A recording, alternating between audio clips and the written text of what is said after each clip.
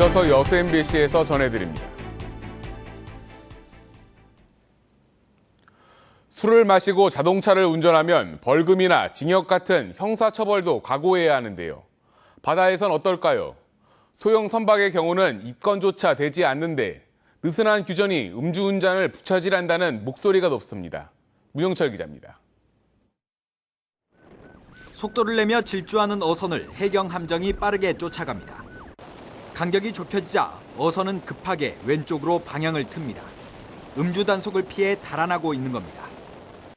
해경에 붙잡힌 어민의 혈중 알코올 농도는 0.09%. 자동차였다면 면허 정지와 함께 형사처벌까지 받아야 할 수치지만 이 어민은 과태료 50만 원만 내면 됩니다. 현행법상 5톤 미만의 선박은 해상 음주 단속에 적발돼도 형사 입건 대상에 포함되지 않기 때문입니다. 이보다 이틀 앞서 만취 상태에서 배를 몰다 붙잡힌 또 다른 어민도 육지였다면 무거운 처벌을 피할 수 없었지만 역시 100만 원의 과태료 처분에 그쳤습니다. 두 경우 모두 4.9톤급 어선으로 형사처벌 기준을 미세하게 벗어났습니다. 물론 전과 기록도 남지 않습니다. 그렇다 많이 거기를 갔다 오면 또 안 좋아하면서. 하지만 음주운항으로 인한 인명사고나 해양 오염 피해 규모는 선박 크기에 따라 가늠할 수 있는 게 아니란 지적이 나옵니다.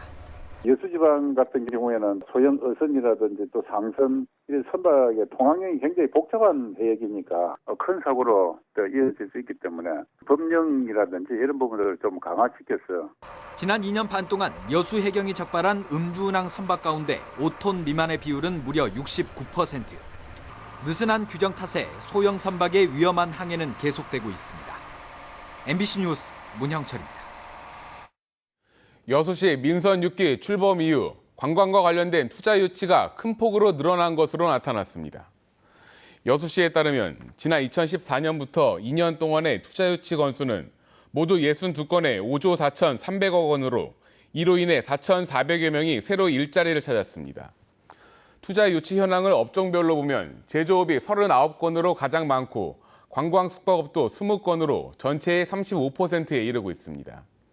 투자 지역의 경우 관광 숙박업은 원도심에서 돌산 지역으로, 제조업 투자는 여수산단에서 율촌 일산단으로 확대되고 있는 것으로 나타났습니다. 남도 음식문화 큰잔치 개최를 희망하는 시군에 대한 신청 접수가 이뤄집니다.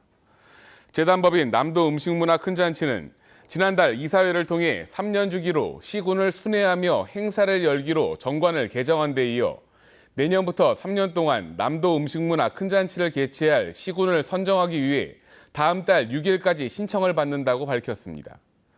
재단은 개최 시군 선정 과정의 공정성을 위해 음식과 문화예술, 관광, 축제 분야의 외부 전문가로 선정 평가단을 구성할 예정입니다.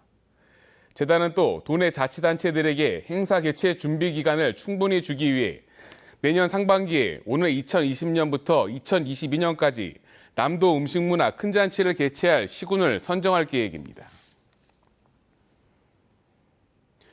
여교사 성폭행 사건과 관련해 해당 지역 주민들이 다시 한번 사과했습니다.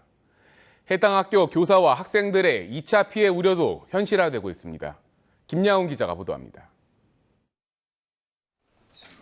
여교사 성폭행 사건이 발생한 섬 주민들이 다시 한번 머리를 숙였습니다. 전라남도 교육청을 방문한 주민들은 있을 수 없는 사건이 발생한 사실에 책임을 통감한다고 말했습니다. 이번 일을 계기로 다시 태어난다는 마음으로 스스로 자정하고 재발 방지를 위해 특단의 노력을 다하겠습니다. 또 피해 교사의 심신 상처가 빠른 시일 내에 치유될 수 있도록 진심으로 빌겠다고 말했습니다. 사건 발생 이후 가장 우려됐던 2차 피해도 현실화되고 있습니다. 해당 지역 학교 일부 학생들은 심리적으로 매우 불안정한 상태인 것으로 알려졌습니다. 많은 학생들에게 2차 피해가 나타나고 있습니다. 그 해당 지역의 학생들이 정신적 공황 상태를 겪어가는 것 같습니다. 교육당국은 학생과 교사들을 상대로 심리치료 지원에 적극 나서기로 했습니다. 전남 초중등 여교장협의회도 기자회견을 열고 왜곡 보도 확산을 자제하고 교권과 학습권 보호를 위한 특단의 대책 마련을 촉구했습니다. 한편 장만채 교육감은 교육부 보고가 늦었다는 지적에 일부 간부가 교사가 사망한 것도 아니고란 부적절한 발언을 한 것에 대해 공식 사과했습니다. MBC 뉴스 김양훈입니다. 백신 개발을 주도하고 있는 세계적인 전문가들이 화순에 모였습니다.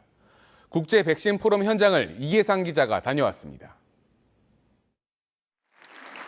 백신 분야의 세계적인 거장인 롤프 칭거나겔 교수가 기조 연설에 나섰습니다.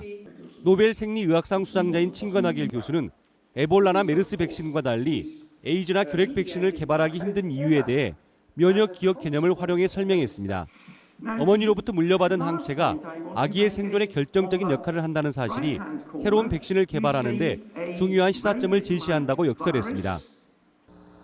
The only vaccines that work, that protect, are vaccines that induce neutralizing antibodies. 아시아권에서는 처음으로 세계적 백신 전문가 10여 명이 한자리에 모여 질병 퇴치와 백신의 역할을 주제로 국제 포럼을 열었습니다.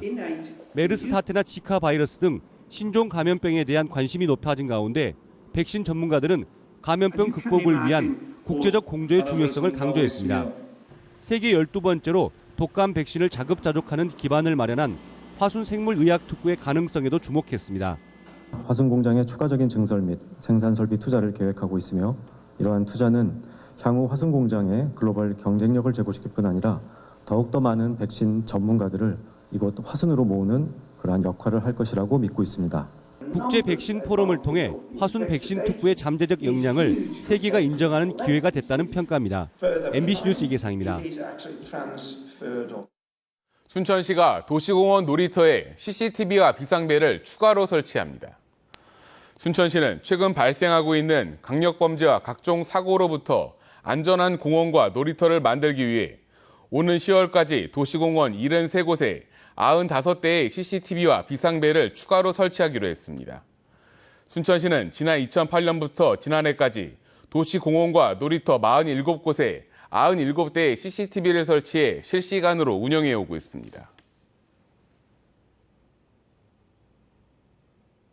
본격적인 여름철을 앞두고 해수욕장에 대한 안전 점검이 이뤄집니다.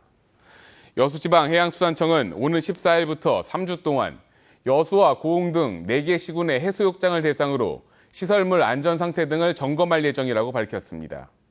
여수해양수산청 관할 지역에선 다음 달 8일부터 23일까지 모두 21개 해수욕장이 차례로 개장할 예정입니다. 광양시의회가 올해 상반기 의정활동을 마무리하는 정례회 일정에 들어갔습니다. 광양시의회는 어제 정례회에서 법인세 50%의 도세 전환 반대와 한려대 폐교 결정 철회를 요구하는 결의안을 채택했으며 오는 20일까지 문양화 의원이 대표 발의한 청년 일자리 창출 조례안 등 10건의 조례안을 심사합니다. 광양시의회는 이번 정례회로 사실상 상반기 일정을 마무리하게 되며 다음 달 1일부터 나흘 동안 임시회를 열어 후반기 원 구성을 위한 의장단을 선출할 예정입니다.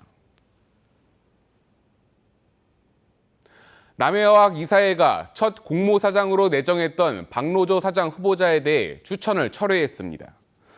남해어학은 최근 여수공장 회의실에서 임시 이사회를 열고 박 후보자의 자질 문제를 거론하며 사장 추천을 철회했습니다. 박 후보자는 이에 대해 소명을 위해 여러 차례 노력했지만 받아들여지지 않았다며 공정한 판단을 받아봐야 할 것 같아 법적 대응을 검토하고 있다고 밝혔습니다.